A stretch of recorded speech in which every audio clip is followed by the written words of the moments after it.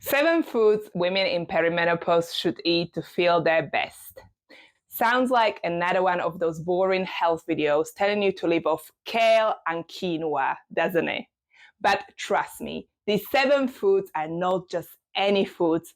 They are your midlife superpowers on a plate, helping you balance hormones, stay strong and lean, have more energy, and yes, even lose weight if you want to.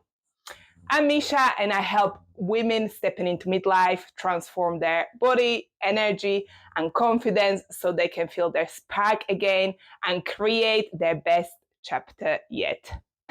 And today I'm sharing the exact foods that made a massive difference for me and my clients.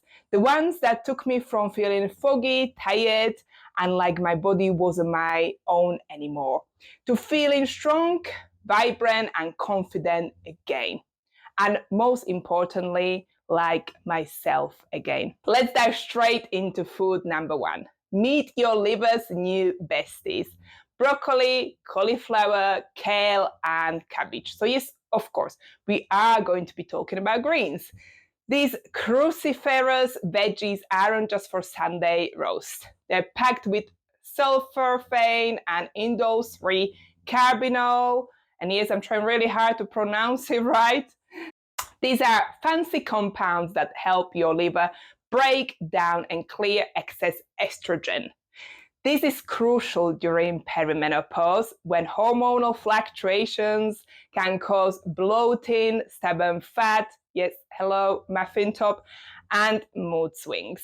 They're also rich in fiber for gut health and vitamin K for bone strength. 2 things we absolutely need more of in midlife. I'll be honest, I wasn't a massive broccoli fan before, but when I started adding this into my meals, like sauteed kale with eggs, roasted cauliflower as a side, I noticed my digestion improved, my skin looked clearer, and I just felt lighter. Not in any kind of woo-woo way, but genuinely less sluggish. So start small, a handful of spinach in your smoothie or broccoli in your stir-fried. Easy swaps makes all the difference. Try new recipes. One I, for example, recently saw was to boil broccoli, put it on baking paper with a bit of grated cheese underneath, flatten it slightly, then sprinkle cheese on the top and bake until crispy. And I haven't actually tried this recipe yet, but it is on my list. And that's the whole point. The key is to experiment with new recipes, find the ones you like and keep it interesting because, boiled broccoli can get boring very quickly, right? And if you're looking for more advice on how to reset your midlife, grab my free midlife reset guide. It's linked in the description below. And this lays out 9 key areas for change in a practical, step-by-step way. Next up, berries. Strawberries, blueberries, raspberries, the midlife approved sweet treat. These little gems are bursting with antioxidants that fight inflammation and oxidative stress, 2 big contributors to aging and hormonal symptoms. They're also brilliant for heart health, blood sugar control, and even brain health. Studies show they can help with memory and focus, which is huge when perimenopause brain fog hits. There are a couple of things to highlight. Make sure you know what you're buying so they're not loaded with pesticides. So be really careful with this. Ideally go organic, buy in season if you can, when possible, or pick from a local farm, trusted farm, right? And freeze some for winter. We do need to remember that berries, while full of natural sugar, can still spike blood sugar. To avoid that, pair them with protein or fats. And if you're following a low-carb diet for fat loss, you might want to keep them to a minimum or even skip them for a while altogether. When I swapped my afternoon biscuit for a handful of blueberries with Greek yogurt, I didn't just avoid the 4 p.m. crash, I felt steadier. My energy didn't nosedive, and I wasn't glowing for sugar later. Keep a punnet of berries in your fridge, add them to Greek yogurt, snack straight from the container after washing, of course, or freeze them for smoothies. Food number 3, hormone helping seeds, and what my mum knew all along. So these tiny seeds have massive impact, and turns out my mum knew it long before I did. When I was a child, I remember my mum adding flax seeds to her breakfast like it was some kind of secret weapon. She'd mix them into porridge, sprinkle them on yogurt, and I'd sit there thinking, why is she eating those weird brown bits that taste like nothing, right? Back then, I didn't get it, but now that I'm in midlife myself, the mystery is solved. She was absolutely onto something. Flax seeds, along with chia seeds, hemp seeds, and sesame seeds, are tiny but powerful. And by the way, they are much better in ground form, especially the flax seeds. They're packed with fiber, healthy fats, and in the case of flax and sesame, they are full of phytoestrogens, plant compounds that gently mimics estrogen. This helps balance out hormonal swings, reduce bloating, improve mood, and support heart health. Let's break them down quickly. Flax seeds, the star of my mom's breakfast routine, and now a staple in mine. Rich in lignans, a type of phytoestrogen, fiber, and omega-3s. Help me with digestion, mood, and even PMS-like symptoms. Next up, chia seeds, full of fiber and omega-3s, brilliant for blood sugar balance and keeping you full for longer. They're great in overnight oats or smoothies. Hemp seeds, high in protein and magnesium, which supports mood, sleep, and hormonal function, perfect sprinkled over salads or yogurt.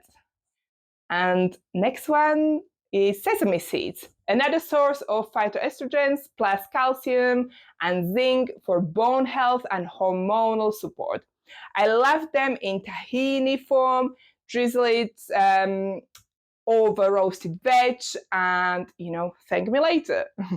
When I started rotating this into my meals, a spoon of ground flax in porridge, chia in smoothies, tahini on toast, I felt a real shift. My energy was steadier, cravings dropped, and yes, I finally understood what my mom was doing all those years ago. And she still does, of course. You don't have to eat them all at once. Start with a tablespoon of ground flax or chia daily. Sprinkle hemp hearts on salads or blend tahini into dressings. Easy, delicious, and your hormones will thank you later.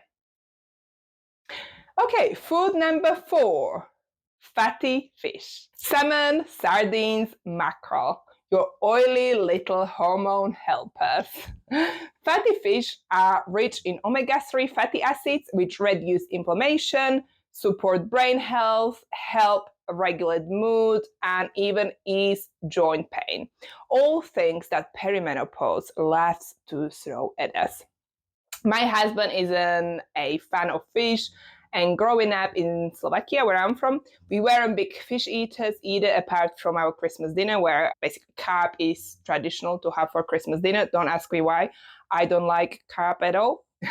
So I really had to make an effort to incorporate it into my diet. When I started eating salmon twice a week, I didn't expect much, but within a month, I noticed my skin was less dry. And I believe the salmon made a big difference. Aim for 2 portions of oily fish a week. Try smoked salmon in sandwiches or baked salmon in olive oil and herbs, one of the easiest dinners ever. If you're not a fish fan, a high quality fish oil supplement or an algae-based one if you're plant-based works too. Let's move on to food number 5, protein-rich foods. This one's huge. Protein is your midlife BFF. As we age, we lose muscle mass faster thanks to estrogen decline. Protein helps maintain lean muscle, boosts metabolism, and keeps you full for much longer. Crucial if you're trying to stay lean, right? And here is a bonus. Your body burns more energy digesting protein. So just by eating protein, you are actually burning more calories. If you're curious about how to build and maintain muscle mass effectively in midlife, grab my free Midlife Reset Guide in the description below. It covers all of this and much more. Okay, so think chicken, eggs, tofu, legumes, and protein-rich dairy like Greek yogurt, and aim for about 1 gram per pound of ideal body weight daily.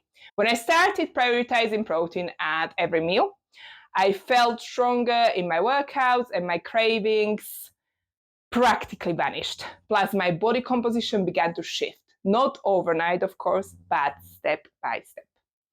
Start your day with eggs, Greek yogurt, or cottage cheese, at least 30 grams of protein at breakfast to keep cravings at bay. Include a solid portion of lean protein at lunch and dinner, and keep high protein snacks handy if you need them. Good fats equals good hormones. Avocados, olive oil, nuts, seeds. These support hormone production, brain health, and help your body absorb fat, soluble vitamins like A, D, E, and K. I'll be honest, I used to fear fats and, hello 90s diet culture, right? And everything being low fat. But when I added them back, so for example, when I started to eat avocado on toast, nuts as snacks, and swapping seed oils for olive oil, ghee, or organic tallow, I felt fuller for longer. My skin glowed and my energy levels stayed consistent. Don't be afraid of healthy fats. They'll keep you satisfied for hours, which often means you naturally eat less throughout the day without even trying. So ditch the low-fat products and drizzle that olive oil liberally, of course, and your hormones and your taste buds will thank you. And finally, food number 7, fermented foods. Let's talk about your gut, because happy gut, happy hormones. Fermented foods like kefir, sauerkraut, kimchi, and live yogurts replenish good bacteria in your gut. This supports hormone metabolism, reduces bloating, and even improves mood. Fun fact about 90% of your serotonin, your feel-good hormone, is made in the gut. When I started having kefir regularly, I noticed less bloating and more regular digestion for sure. Plus, my sugar cravings dropped, which I wasn't expecting, but absolutely welcomed. If you're feeling adventurous, these are easy to make at home. I used to make, for example, sauerkraut regularly. All you need is sliced cabbage, good quality salt, and a bit of bashing, okay, until the cabbage is sitting in its own juice. Leave it to ferment for a few days, and voila, it's ready. I also made kombucha, basically fermented tea, which is great for gut health too. Try a spoonful of sauerkraut or a small glass of kefir daily. And of course, avoid ultra-processed foods as much as possible. They destroy your gut flora, and not even the best kefir in the world can fully undo that damage. So there you have it, 7 foods or food groups that aren't just good for you, they're going to help you step into midlife in the best possible way. Start adding them into your routine one by one. You don't need a perfect diet, just a little more of the good stuff every day.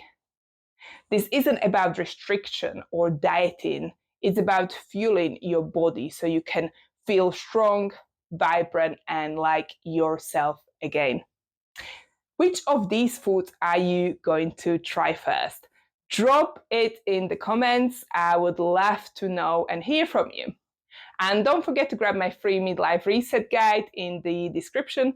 It's packed with practical tips to help you thrive in midlife.